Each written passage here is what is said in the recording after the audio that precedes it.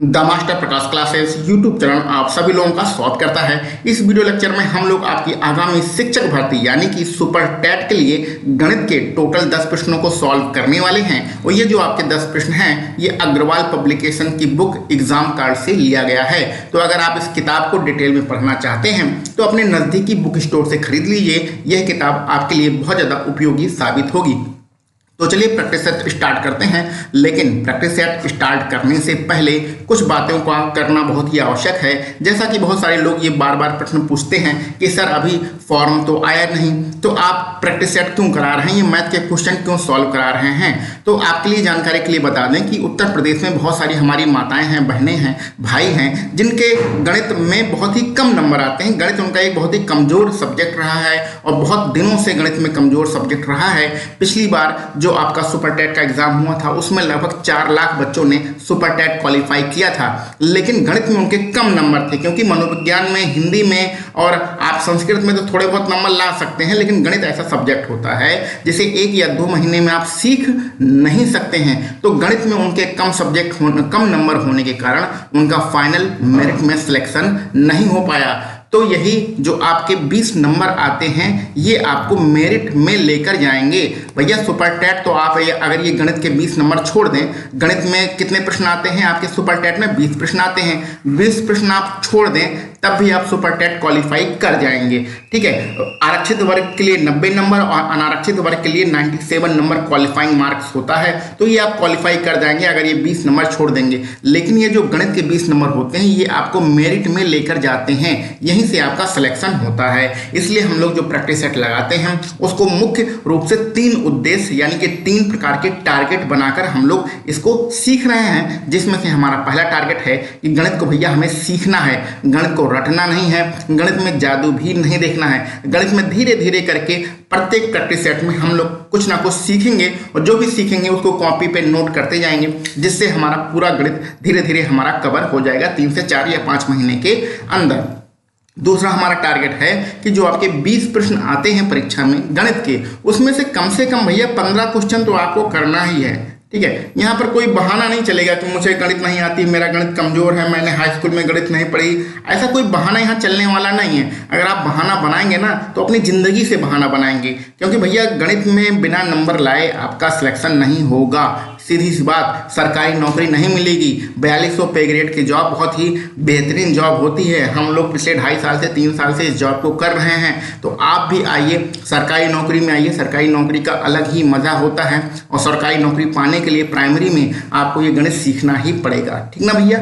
और दूसरा हमें काम करना है कि प्रश्नों को थोड़ा जल्दी करना है। जल्दी करने के लिए जो आपके 20 प्रश्न आते हैं उसमें से कम चाहे 6 प्रश्न, चाहे 7 प्रश्न, चाहे 8 प्रश्न आपको मौखिक ही करना है। अगर आप मौखिक नहीं कर पाते हैं तो कम से कम 1 या 2 लाइन में लिखकर आप अपना आंसर निकाल लीजिए। इस प्रकार की योग्यता आपके पास होनी चाहिए। और ये योग्यता जब तक आपका पेपर नहीं हो जाता है, चाहे 3 महीना लगे, चाहे 4 महीना लगे, चाहे 5 महीना लगे, तब तक आप अपने अंदर ये सारी क्वालिटी डेवलप कर लीजिए। क्योंकि जब फॉर्म आएगा तो आप बिल्कुल तैयार रहिए परीक्षा देने के लिए और अपना जो टारगेट बना के चलिए, कम से कम 120 नंबर का टारगेट बना के चलिए। 150 में से 120 नंबर का टारगेट बना के चलिए। 120 नंबर आएंगे तो आपका मनपसंद जिला मिलेगा। आपका जो घर है, घर के आसपास का मनपसंद जिला मिल जाएगा। अगर 120 नंबर नहीं रहेंगे तो 120 से 110 नंबर होगा तो भी सिलेक्शन हो जाएगा। लेकिन अगर 110 नंबर होगा तो आपको कहीं सिद्धार्थनगर या फिर महाराजगंज जैसे आउट एरिया में भेज दिया जाएगा। तो कम से कम 120 नंबर का टारगेट होना चाहिए। और ये हमारे मुख्य उद्देश्य हैं गणित पढ़ने के। तो आप हमारे साथ लगातार बने रहिए और सारी चीज़ों को, सारी परेशानियों को धीरे धीरे सॉल्व करते रहिए। जब भी आपका फॉर्म आए तो आपके पास कोई बहाना ना बचे। ठीक है, क्लियर। चलिए आगे बढ़ते हैं अब अपने प्रैक्टिस सेट पर। ये जो आप प्रश्न देख रहे हैं इसको पिछले प्रैक्टिस सेट में हम लोग सॉल्व कर चुके हैं, इसलिए आगे बढ़ते हैं। ये वाला प्रश्न भी सॉल्व हो चुका है। 61 नंबर वाले प्रश्न को सॉल्व करते हैं।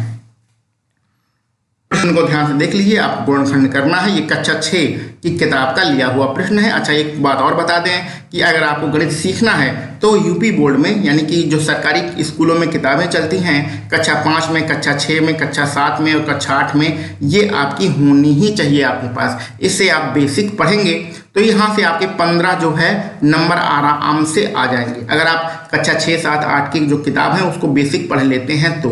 अगर आप कक्षा 9 की और कक्षा 10 की भी किताबें पढ़ लेते हैं तो समझ लीजिए आपका 20 में से 20 नंबर भी आ सकता है। ठीक है, तो बेसिक के लिए ये सारी किताबें आपके पास होनी चाहिए। जैसे कि हमने कहा यहाँ पर गुणनखंड आपको करना है। अब गुणनखंड आपको नहीं आता है तो कक्षा 6 की किताब उठाइए और 7 की किताब उठाइए, उसमें गुणनखंड दिया गया है, एक बार ध्यान से आराम से सीख लीजिए। ठीक है, यूपी बोर्ड की किताब चाहिए, कोई बहुत ज़्यादा हाई लेवल पढ़ने की आपको जरूरत नहीं है, थोड़ा सिंपल पढ़िए, लेकिन जो भी पढ़िए उसको अच्छे तरीके से पढ़िए। ठीक, और बाकी हम लोग प्रैक्टिस सेट लगा ही रहे हैं, यहाँ से आपको सारे प्रश्न मिल जाएंगे। अब ये जो गुणनखंड है इसको हम लोग 2 पार्ट में डिवाइड करते हैं। पहला हम लोग इसको सॉल्व करेंगे और दूसरा पार्ट इसको लेकर चलेंगे। ठीक है, इस पार्ट में हम लोग क्या लगाएंगे, ये वाला फार्मूला लगाएंगे। कौन सा भैया है, a + b का होल स्क्वायर बराबर a² + के b² और प्लस के 2ab, ये वाला फार्मूला हम लोग यूज करेंगे ये पहले वाले पार्ट में। तो 25 को लिखो 5, तो ये हो गया 5x का होल स्क्वायर, 5 का बर करेंगे 25, x का स्क्वायर प्लस ये 70 को भी रहने दो, 49 को क्या लिखो 7y का होल स्क्वायर। देखो a का मान हो गया कितना 5x, b का मान हो गया कितना 7y, फिर हमारा क्या होता है 2ab, तो 2 और a का मान है 5x और b का मान है 7y, इसको हमने लिख दिया। अब देखो क्या ये ऊपर वाले समीकरण से मिल रहा है, तो 5 का वर्ग किया 25 आ गया। ठीक है, और यहाँ पर बीच में देखो 5 में 10 और 10 से 70 xy आ गया। ठीक है, बीच में भी आ गया, और 7 का वर्ग करेंगे तो 49 हो जाएगा, यानी कि ये वाला पूरा टर्म्स एंड कंडीशन पूरी फॉलो हो रही है। नीचे जो उसके आगे क्या लिखा है, माइनस के 144 है, तो इसको 12 का वर्ग कर दो। ठीक है, अब ध्यान से देखो ये वाला जो टर्म हो गया, ये वाला आगे वाला जो पद है ये क्या हो गया x + y का होल स्क्वायर, तो x + y का होल स्क्वायर यानी a + b का होल स्क्वायर, x तो पहले से ही दिया गया है, a + b का होल स्क्वायर, a की वैल्यू है 5x, b की वैल्यू है 7y। ठीक है, नॉर्मल प्रश्न है इसलिए हम लोग ज़्यादा डिटेल में इसको नहीं जा रहे हैं। ये हो गया आपका एक समीकरण बन गया। अब इसके आगे आपको एक और फार्मूला लगाना है। फार्मूला कौन सा लगेगा भैया, इसको देखो, इसको पूरे को a मान लो, इसको पूरे को b मान लो, तो यहाँ आपका फार्मूला लगेगा a² - के b² बराबर, एक बार जोड़ दो a + b, एक बार घटा दो a - के b। ये फार्मूला आपका दोबारा से लगेगा। तो यहाँ पर देखो a का यहाँ पर वर्ग है, b का यहाँ पर वर्ग है, a की वैल्यू है 5x + 7y, तो 5x + 7y में एक बार 12 हम लोग जोड़ देंगे, और अगली बार 5x + के 7y में एक बार हम लोग क्या करेंगे 12 जो है घटा देंगे। तो यहाँ पर 0 आपका ऑलरेडी है, प्रत्येक समीकरण में आपका 0 लिखा गया है, तो ये आपका गुणनखंड हो जाएगा। अब आप अपने विकल्प से मिला लीजिए ये कहाँ पर किस विकल्प में आ रहा है। 5x + 7y + 12 कहाँ पर है, पहले वाले विकल्प में है, तो पहला वाला विकल्प आपका बिल्कुल सही है। और किसी भी विकल्प में ये 5x + 7y और माइनस के 12 ये कहीं भी नहीं है। ठीक है, तो ये आपका b वाला, c वाला और d वाला आपका कहीं भी मिल नहीं रहा है, पहला वाला विकल्प आपका बिल्कुल सही है। तो 2 फार्मूला लगाना था, a + b का होल स्क्वायर का फार्मूला आपको लगाना था, और आखिरी लाइन में आपको a² - b² का फार्मूला लगाना था। ठीक है, तो कक्षा 6 और 7 में ऐसे प्रश्न आपको बताए जाते हैं, बहुत ही नॉर्मल प्रश्न होते हैं, तो ऐसे प्रश्नों को आप सभी लोग आराम से लगा लीजिएगा। और अगर बेसिक नहीं मजबूत है तो कक्षा 6 और 7 की किताबों को भी ध्यान से पढ़ लीजिएगा। चलिए भैया बढ़ते हैं अपने अगले प्रश्न पर। कितना आसान प्रश्न है, अभी हमने बताया कि ये प्रश्न आपको मौखिक करना है। ठीक है, लेकिन चलो पहले लिख के बता देते हैं, बाद में कैसे मौखिक करेंगे उसको बताते हैं। ठीक है, चलिए यहाँ पर जो लिखा गया साफ साफ हम वही लिखते हैं, x का 5%, x का मतलब होता है गुणा, और ये हो गया 5% बराबर कितना दिया है, बराबर दिया है 45 रुपया। बस इसको सॉल्व कर लो, आंसर आ गया। ठीक है, तो 45 रुपया हो तो x का मान क्या होगा, सॉल्व कर लो। x का 5 ये प्रतिशत के निशान हटाएंगे तो आ जाएगा 0%, के निशान जब भी हटाते हैं तो नीचे आता है 0, हो गए या 45, और 5 से 45 काटेंगे 9 मार, 5 9 45, 100 का 3 गुणा होगा तो 9 के पास पहुंच जाएगा, तो हो जाए कितना 900 रुपया। ये आपका आंसर आ गया। कहाँ पर है, पहला वाला विकल्प आपका सही है। जब भी आपको ये प्रश्न मिलेगा, चलो ये तो हमने लिख के यहाँ पर बताया है, लेकिन जब भी आपको ये प्रश्न मिलेगा तो आप इसको मौखिक ही सॉल्व करेंगे, क्योंकि हमारा टारगेट है कि भैया कम से कम 6-7 प्रश्न तो मौखिक ही लगाएं अपना समय बचाने के लिए। कैसे, ध्यान से देखिए, कोई संख्या है उसका 5%, ध्यान से प्रश्न को पढ़िए, कोई संख्या है, इसकी ये कैलकुलेशन अपने मन में करना, ठीक है, लिखना नहीं है। कोई संख्या है उसका 5% कितना है, 45 रुपया है। ठीक है, तो हमें x का मान निकालना है, यानी वो संख्या निकालनी है। तो संख्या कितनी होती है भैया? 100%। बार बार आपको बताया है कोई भी चीज़ 100% होती है, तो टोटल संख्या कितनी होती है? 100% होती है। उस संख्या का जो 5% दिया गया है 45 रुपया। तो ये कैलकुलेशन आप मन में करिएगा, लिखना नहीं है, ठीक है। तो अगर हम इसका 5% का डबल कर दें तो 10% कितना हो जाएगा? तो 45 का भी डबल होगा, 90 रुपया हो जाएगा। लेकिन हमें तो 100% निकालना है, क्योंकि जो संख्या होती है वो 100% होती है। तो इसमें एक जीरो और बढ़ा दो तो ये हो गया 100% बराबर, इधर भी एक जीरो बढ़ा दो, ये हो गया 900 रुपया, ठीक है। तो ये आपका आंसर आ गया। तो ये मौखिक करना है, 5% 45, 10% बराबर 90, 100% बराबर 900। लो आंसर आ गया। तो इस प्रकार से आपको मौखिक ही प्रश्न को सॉल्व कर लेना है।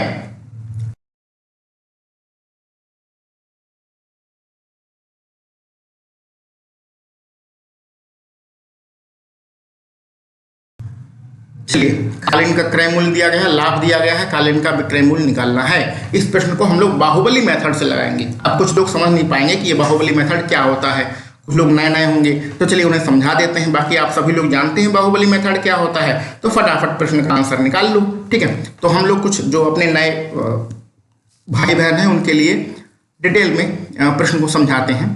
तो ये हो गया भैया क्रय मूल्य, एक तरफ लिख लो क्रय मूल्य, एक तरफ लिख लो विक्रय मूल्य।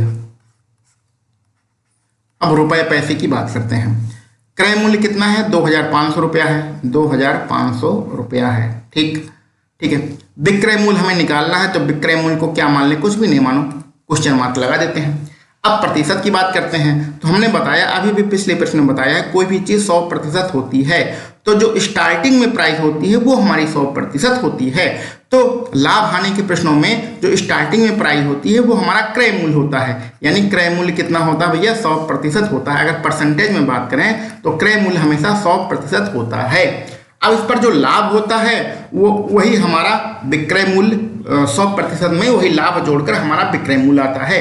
तो जब कोई भी वस्तु 100% होती है, उसमें 20% का लाभ होगा, तो विक्रय मूल्य कितना हो जाएगा? विक्रय मूल्य आपका 120% हो जाएगा, ठीक है। अगर हानि होती है तो 100 में से घटाते हैं, लाभ होता है तो 100 में जोड़ देते हैं। तो अगर प्रतिशत की बात करें तो क्रय मूल्य 100%, विक्रय मूल्य 120%। रुपए में बात करें तो क्रय मूल्य 2500, लेकिन विक्रय मूल्य हमें निकालना है। अब देखिए बाहुबली मेथड क्या कहता है, ध्यान समझ लीजिए, ऐसे आपके हजारों प्रश्न सॉल्व हो जाएंगे, ठीक है। बाहुबली मेथड कहता है कि जो रुपया दिया गया है उसको ऊपर लिख लो। तो रुपया हमारा दिया गया था 2500 रुपया ऊपर दिया गया था, तो 2500 रुपया हमने लिख लिया। तो बाहुबली मेथड क्या कहता है भैया? जो रुपया प्रश्न में दिया गया उसे लिख लो, इसका जो प्रतिशत है वो नीचे लिखो। तो ये 2500 का प्रतिशत कितना है? 100। हमने देखो यहाँ पर निकाला है ना, 100% है, इसे हमने नीचे लिख दिया। गुणा किससे करना है? जो निकालना है, निकालना क्या है? विक्रय मूल्य। तो विक्रय मूल्य के प्रतिशत से गुणा कर दो, आंसर आपका आ जाएगा, ठीक है। फिर से समझ लीजिए बाहुबली मेथड क्या कहता है कि जो रुपया प्रश्न में दिया गया हो पहले उसे लिख लो। 2500 रुपया दिया था, हमने लिख लिया। अब इसका जो प्रतिशत है इसे नीचे लिखो। तो 2500 रुपये कितने प्रतिशत के बराबर है? 100% के बराबर है, तो इसे हमने नीचे लिख लिया। गुणा किसका करना है? जो निकालना है, निकालना क्या है? विक्रय मूल्य। तो विक्रय मूल्य के प्रतिशत से गुणा कर दो, आपका आंसर आ जाएगा। चलिए सॉल्व कर लेते हैं, कोई इसमें दिक्कत की बात तो है नहीं, फटाफट इसको हम लोग सॉल्व कर लेते हैं, आंसर आपका आ जाएगा। ये परसेंटेज के निशान प्रतिशत के निशान से कट गया, इसको 20 से काटो तो ये 5 बार कैंसिल आउट होगा और ये 6 बार कैंसिल आउट होगा। ये 25 से ये 5 बार जाएगा और इसमें मल्टीप्लाई करेंगे 6 का, तो 6 पंचे हो जाएगा 30 और 2 जीरो आपके इस पहले से ही हैं। तो 3000 कहाँ पर है? विकल्प डी आपका बिल्कुल सही है। तो कहने का मतलब ये आपको मौखिक ही प्रश्न करना था, एक लाइन लिख के आपको आंसर निकालना था। लेकिन जो लोग हमारे पास माताएं बहनें या भाई बंधु नए हैं उनके लिए हमने डिटेल में इस प्रश्न को समझा दिया था। ये प्रश्न अगर आपके सामने आ जाए, इस प्रकार का प्रश्न, तो मुश्किल से 10 सेकेंड के अंदर इसका आंसर आना चाहिए, ठीक। चलिए आगे बढ़ते हैं, बेहतरीन प्रश्न है, चलिए सॉल्व करिए इसको। ABBC, चलो करते हैं। यहाँ भैया हमने आपको बताया है कि जब भी अनुपात में कोई चीज़ दी गई हो तो इसको हम लोग बटे में लिख सकते हैं। तो A अनुपात B है तो इसको हम लोग A/B लिख सकते हैं। यहाँ 4/5, 4 अनुपात 5 है तो इसको हम लोग 4/5 लिख सकते हैं। इसी तरह हम दूसरी तरफ आइए तो यहाँ B अनुपात C है, यानी कि B/C हम लोग लिख सकते हैं। और कितना है 5:7 यानी 5/7। ठीक है, अब देखिए ध्यान से, इसमें इन दोनों में कॉमन क्या है? कॉमन आपका क्या दिख रहा है भैया? कॉमन यहाँ पर आपका b दिख रहा है। b की वैल्यू कितनी है? 5। यहाँ पर कॉमन b दिख रहा है, b की वैल्यू है 5। तो दोनों कंडीशन में b की वैल्यू हमारी बराबर है, यानी कि हमारा काम बन गया। हमारा काम बन गया तो इसको हम लोग डायरेक्ट अनुपात में लिख सकते हैं, a/b/c बराबर a के सामने कितना है? 4। तो a की वैल्यू 4 हो गई, b की वैल्यू दोनों जगह 5 है तो b की वैल्यू 5 हो गई और c की वैल्यू कितनी हो गई? 7। लेकिन अगर थोड़ा सा समझ लीजिए, अगर यहाँ पर ये b की वैल्यू बराबर ना होती तब हमें थोड़ा सा गुणा भाग करना होता। चलिए यहाँ पर थोड़ा सा आपको समझा दें कि अगर b की वैल्यू बराबर ना हो तो आप क्या करेंगे। जैसे मान लीजिए a/b आपका दिया है, यहाँ पर हम क्या मान लें 4/3 दिया गया है और b/c आपका दिया गया है 5/7 आपका दिया गया है।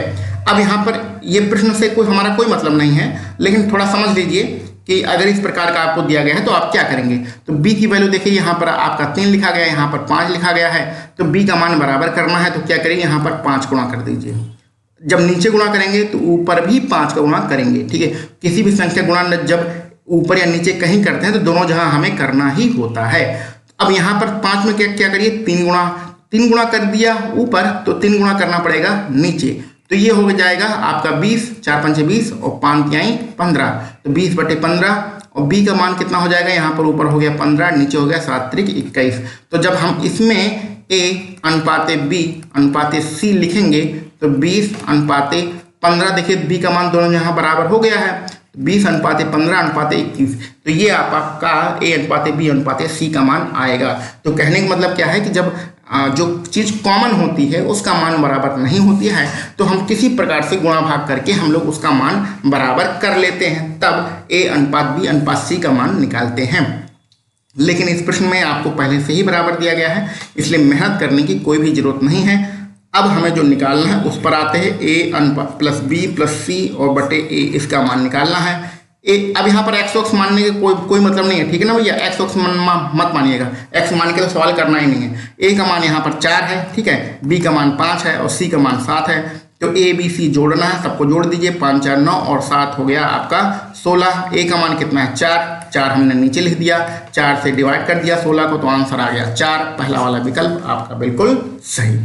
ठीक है, कुछ नहीं करना था, यहाँ पर बस आपको a/b/c का क्या मान होगा यही निकालना था। लेकिन इसमें सीधा दिया गया था, इसलिए इसको भी मेहनत नहीं करना था। लेकिन जब सीधा ना दिया गया हो तो आप इस तरीके से सॉल्व कीजिएगा। उम्मीद है सारी चीज़ें समझ में आ रही होंगी। जो चीज़ आपको नहीं लगे, कुछ नया पढ़ने को मिले, सीखने को मिले, तो उसको आप कमेंट बॉक्स में लिखते चलिएगा और आप कॉपी लेके बैठे हो तो नोट भी कर लीजिएगा। चल भाई आगे बढ़ते हैं। ऐसे प्रश्नों को जबरदस्त तरीके से हम लोगों ने सॉल्व करना बताया है। आपको याद है कि भूल गए? पुराने अगर स्टूडेंट हैं तो इस प्रश्न को आप मात्र 10 सेकंड में सॉल्व कर सकते हैं। चलिए, अगर भूल गए हैं तो थोड़ा सा फिर से सीख लीजिए। यहाँ पर दशमलव के जो पहले संख्या है इसको 2 लिख दो, ठीक है, अलग कर दो, और ये दशमलव के बाद वाली संख्याओं को अलग लिख लो। तो 0.349 और ये 2 संख्या पीछे की 2 संख्याओं के ऊपर बार लगा है। ठीक है, अब अगर आप पुराने हैं तो आपका आंसर अब तक आ चुका होगा, नए हैं तो अब हम जो बोल रहे हैं उसको ध्यान से समझिए। ये 2 जैसे है वैसे रहने दो। इसमें हम क्या करेंगे, थोड़ा सा फार्मूला लगाएंगे। फार्मूला आपको समझा रहे हैं, ध्यान से आप समझिएगा। पहले आपको क्या करना है, अब ये 2 जैसा वैसे रहने दो, इससे हमारा कोई मतलब नहीं है। तो दूसरी वाली संख्या 0.349 और इस 4 और 9 पे हमारा बार का निशान है, इससे हमें मतलब है। तो पहले क्या करो कि जो आपका संख्या लिखी है उसको लिख लो, 3 4 9 हमने लिख लिया। ठीक है, जो पूरी संख्या थी उस पूरी संख्या को हमने लिख लिया। अब इसमें से हमें कुछ घटाना है। घटाएंगे क्या, वो संख्या घटाएंगे जिसपे बार का निशान नहीं लगा है। तो कौन सी संख्या जिसपे बार का निशान नहीं लगा, ये 3 दिख रहे हो ना, 3 पे बार का निशान नहीं लगा है तो इसको हम लोग घटाएंगे। तो क्या करना है, पहले पूरी संख्या लिख लो, फिर वो संख्या घटा दो जिस पर बार का निशान नहीं लगा। तो 3 पे बार का निशान नहीं था, इसको हमने घटा दिया। अब हमें नीचे आना है। नीचे हम लोग 2 संख्या लिखते हैं, या तो 9 लिखते हैं अथवा 0 लिखते हैं। तो 9 कितनी बार लिखते हैं, जितनी संख्याओं पर बार का निशान होता है उतनी बार 9 लिखते हैं। तो कितनी संख्याओं पर बार का निशान है, 2 संख्याओं पर। 2 संख्याओं पर बार का निशान है, इसलिए 2 बार 9 लिखेंगे। फिर से सुन लीजिए, जितनी संख्याओं पर बार का निशान होता है उतनी बार 9 लिखते हैं। तो 2 संख्याओं पर बार का निशान है इसलिए 2 बार 9 लिखेंगे। अब 0 कितनी बार लिखते हैं? जितनी संख्याओं पर बार का निशान नहीं होता है उतनी बार 0 लिखते हैं। तो कितनी संख्या है? सिर्फ एक संख्या है जिस पर बार का निशान नहीं है, तो उतना हम लोग 0 लिखेंगे, यानी कि 0 को एक बार लिखेंगे। समझ गए आप लोग क्या करना है? ठीक है, अब इसको सॉल्व कर लीजिए। ये 2 है प्लस 3 4 9 में से 349 में से 3 जाएगा तो आपका 346 आएगा, और यहाँ पर आपका 990। ये 2 से कैंसिल आउट हो जाएगा, लेकिन आप विकल्प को जरा ध्यान से देखिए, कहीं भी आपको कैंसिल नहीं किया गया है। तो कैंसिल वैंसिल मत करिएगा, क्योंकि इसमें काटा पीटा नहीं गया है, तो आप भी जबरदस्ती इसको मत काटिएगा। यहाँ पर आप क्या करिए, यहाँ पर आप ये जो है 990 एलसीएम ले लीजिए। ठीक है, तो नीचे आ गया, 2 का इसमें गुणा हो जाएगा, तो 2 का गुणा होगा तो 1980 हो जाएगा, और प्लस इसमें 346 आपको जोड़ना ही है। तो 1980 में जब 346 आप जोड़ेंगे तो 2300 कितना हो जाएगा भैया?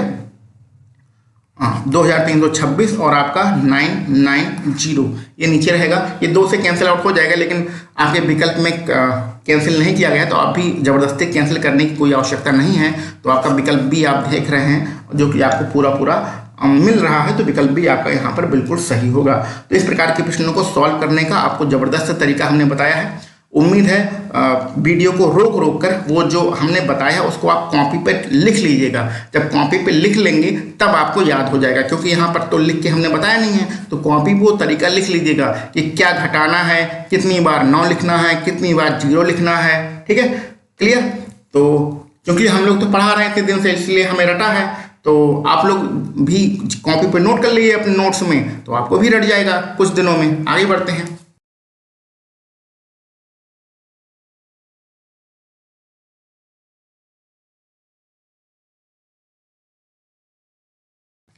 एक शहर की आबादी एक दशक में 1.750 लाख से बढ़कर 2.625 लाख हो जाती है।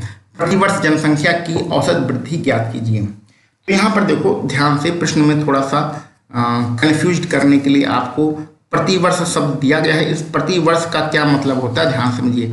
हमें जो वृद्धि निकालनी है वो प्रतिवर्ष निकालनी है। ठीक है, प्रतिवर्ष औसत वृद्धि निकालनी है, यानी कि टोटल कितनी वृद्धि हुई ये हमें नहीं पूछ रहा है। तो अगर टोटल वृद्धि पूछता तो हम यहाँ पर चक्रवृद्धि ब्याज का फार्मूला लगाते, लेकिन यहाँ हमें प्रतिवर्ष कितनी वृद्धि हुई ये पूछ रहा है, तो हमें यहाँ पर साधारण ब्याज का फार्मूला लगाना है। ठीक है, तो कहने का मतलब साधारण ब्याज में ये आपका हो गया आखिरी वाली संख्या मिश्र धन, ये हो गई पहली वाली संख्या मूलधन। तो यानी कि 2.625 में सबसे पहले कितनी वृद्धि हुई है इसको निकालने के लिए 1.750 घटा देते हैं, तो हमारी कितनी वृद्धि टोटल हुई है वो हमें निकल के आएगा। ठीक है, चलिए इसको घटा देते हैं। तो यहाँ बचेगा 5, और यहाँ पर आपका क्या रहेगा, हो जाएगा 7, और यहाँ पर आपका एक हासिल गया था तो बचा कितना भैया आपका 5, और 5 और 3 हो जाएगा 8। ठीक है, और यहाँ पर आपका 0, तो 0.875 जो लाख है ये आपकी वृद्धि हो रही है। इस वृद्धि को आप मान लीजिए ब्याज। ठीक है, ब्याज बराबर मूलधन गुणे दर गुणे समय बटे 100 वाला हम लोग फार्मूला लगाना है। और यहाँ पर कितने निकालना है, एक दशक। एक दशक का मतलब होता है 10 वर्ष। ठीक है, एक दशक का मतलब होता है 10 वर्ष।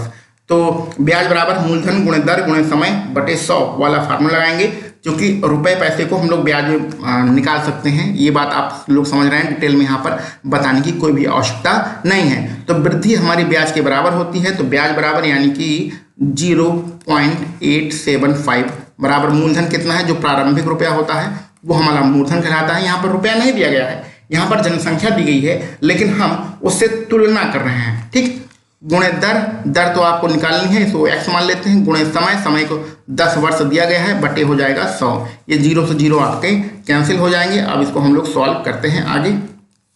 ठीक है, यहाँ 10, एक मिनट, यहाँ दशमलव के बाद 3 अंक है, यहाँ दशमलव के बाद 3 अंक है, दशमलव खत्म हो जाएगा, और 8 दूनी 16। ये जो इसको कैंसिल आउट करेंगे ना तो पूरा 2 बार कैंसिल हो जाएगा, और 2 से ये 10 5 बार कैंसिल हो जाएगा। 5 का गुणा होगा त्रियक में, तो x बराबर हो जाएगा 5%। कहाँ पर है आपका बी वाला विकल्प बिल्कुल सही है। तो इसमें आपको समझने की क्या बात थी कि हम लोग जो जनसंख्या थी उसे साधारण ब्याज वाला जो हमारा प्रश्न होता है उससे तुलना करके वही फार्मूला लगा के हम लोग इसको सॉल्व करेंगे। और यहाँ पर प्रत्येक वर्ष का निकालना था, इसलिए साधारण ब्याज हमें निकालना है, चक्रवृद्धि ब्याज वाला यहाँ पर फार्मूला नहीं लगाना था। आसान प्रश्न है, कोई यहाँ पर ज़्यादा दिक्कत की बात नहीं होनी चाहिए। आगे बढ़ते हैं अपने अगले प्रश्न पर। एक समकोण त्रिभुज की 3 भुजाएं की लंबाइयां, अच्छा ठीक, समकोण त्रिभुज है, समकोण त्रिभुज है तो पाइथागोरस प्रमेय लगेगा। समकोण त्रिभुज है तो पाइथागोरस प्रमेय लगेगा। अब पाइथागोरस प्रमेय लगेगा तो जो सबसे बड़ी भुजा होगी, तो इनमें सबसे बड़ी भुजा कौन सी है? सबसे बड़ी भुजा ये वाली दिख रही है। तो पाइथागोरस प्रमेय में जो सबसे बड़ी भुजा होगी उसका वर्ग बाकी की 2 भुजाएं यानी कि x-2 के होल स्क्वायर और दूसरी भुजा एक्स स्क्वायर के बराबर होगा। पाइथागोरस प्रमेय में होता क्या है?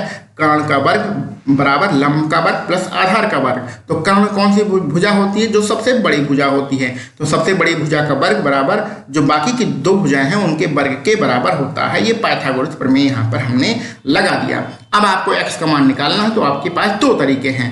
पहला तरीका है हमने जो बताया है वो उसको विकल्प के माध्यम से कर सकते हैं।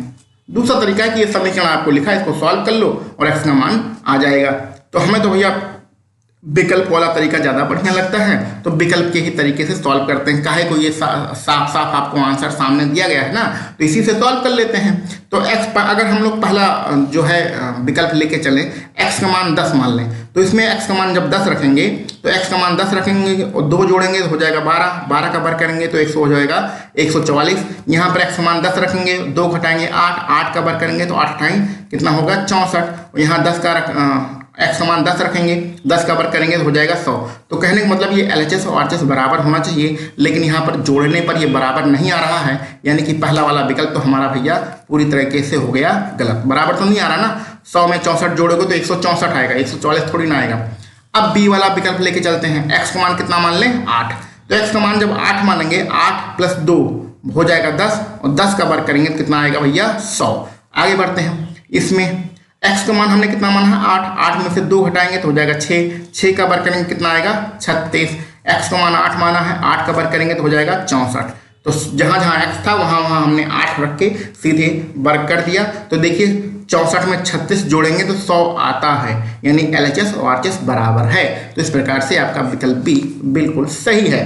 तो इस प्रकार से आप बहुत ही आसान तरीके से क्वेश्चन आपका क्या आंसर सही होगा, कौन सा विकल्प सही होगा, इसका पता लगा सकते हैं। अगर ये तरीका नहीं पसंद आ रहा है तो ये समीकरण लिखा है इसको सॉल्व करिए, फिर एक्स का मान निकालिए। ठीक है, तो हम लोगों को तो बिल्कुल सिंपल तरीके से प्रश्नों को सॉल्व करना है, ज़्यादा डिटेल में भागने की कोई भी आवश्यकता नहीं है। आगे बढ़ते हैं अपने अगले प्रश्न पर। नीचे दी गई आकृति में MN हो तो एक्स का मान, अच्छा ठीक, ये भैया M और N है ना, ये एक दूसरे से समांतर है। ठीक है, तो एक्स का मान क्या होगा? देखिए कितना आसान प्रश्न है, मौखिक प्रश्न है, ज़्यादा इसमें दिमाग लगाने की जरूरत ही नहीं है। देखो भैया, जब ये दोनों समांतर रेखाएं होती हैं तो ये वाला जो कोण दिख रहा है आपको 60 अंश और ये वाला कोण जो दिख रहा है ये दोनों एकांतर कोण होते हैं और एकांतर कोण आपस में बराबर होते हैं, यानी कि ये वाला कोण भी 60 अंश का हो जाएगा। अब आप त्रिभुज A और B और C को जरा ध्यान से देखिए। इसमें 2 कोण आपके निकल आए हैं, एक 60 है, दूसरा 80 है, और 60 और 80 को जोड़ देंगे तो कितना हो जाएगा 140। आप मन में कर लीजिए ना, हर चीज़ लिखने की जरूरत थोड़ी ना। 80 और 60 को जोड़ेंगे 140 अंश होता है। लेकिन हम जानते हैं त्रिभुज में जो तीनों कोण होते हैं वो तो 180 होते हैं, तीनों कोण 180 होते हैं, 2 कोणों को जोड़ने पर 140 आ रहा है, तो यानी कि तीसरा कोण कितना होगा? तीसरा कोण आपका 40 होगा, तो एक्स का मान आ जाएगा 40, तभी तो 180 होगा। ठीक है, तो कैलकुलेशन हमने अपने मन में किया है, इसी प्रकार से आप लोग भी बहुत सारी कैलकुलेशन अपने मन में करिए, हर चीज़ लिखने की जरूरत नहीं है। 80 और 60 को जोड़ेंगे 140 आएगा, तो 2 कोण जोड़कर 140 होता है, लेकिन हमें पता है तीनों कोणों का योगफल 180 होता है, तो 180 में से अगर 140 घटाएंगे तो आपका 40 अंश यानी कि तीसरा वाला कोण जो कि x है, x का मान 40 अंश आ जाएगा। ठीक ना भैया, कोई यहाँ पर दिक्कत की बात नहीं है। चलिए आगे बढ़ते। अच्छा, यहाँ पर आगे बढ़ने से पहले एक चीज़ आपको बता दें कि भैया आपको बार बार बताया जा रहा है कि मात्र 100 रुपये में आपको 250 से भी अधिक प्रैक्टिस सेट उपलब्ध कराए जा रहे हैं, तो इसको आप जरूर से जरूर खरीद लीजिए। अब तक लगभग 1000 बच्चों ने ये प्रैक्टिस सेट खरीदा है और सब लोग बहुत ज़्यादा संतुष्ट हैं। मार्केट से आपको कोई भी प्रैक्टिस सेट खरीदने की आवश्यकता नहीं है, ठीक ना भैया। तो कुछ नहीं होता, मार्केट से आप एक किताब खरीदने जाएंगे, प्रैक्टिस सेट वाली किताब खरीदने जाएंगे तो उसकी कीमत लगभग 150 रुपये होती है, ठीक है। उसमें कितने प्रैक्टिस सेट रहेंगे, या तो 15 रहेगा या तो 20 रहेगा। तो 15-20 प्रैक्टिस सेट पाने के लिए आपको 150 रुपया खर्च करना पड़ेगा। और यही अगर आप 100 रुपया खर्च कर देते हैं तो 250 यानी कि लगाते लगाते थक जाएंगे। पूरे 250 प्रैक्टिस सेट आप लगा ना पाएंगे, इतने प्रैक्टिस सेट आपको उपलब्ध कराए जा रहे हैं। और 100 रुपया कुछ भी उसकी कीमत नहीं होती है। 1000 से भी ज़्यादा बच्चे इसको ले चुके हैं, ठीक है। तो आप भी इसको जरूर लीजिए और बहुत ज़्यादा फायदा मिलेगा आपको इन प्रैक्टिस सेट से, ठीक ना भैया। चलिए आगे बढ़ते हैं अपने अगले प्रश्न पर। आयत की लंबाई चौड़ाई 12 और 15 है, तो क्षेत्रफल बताओ।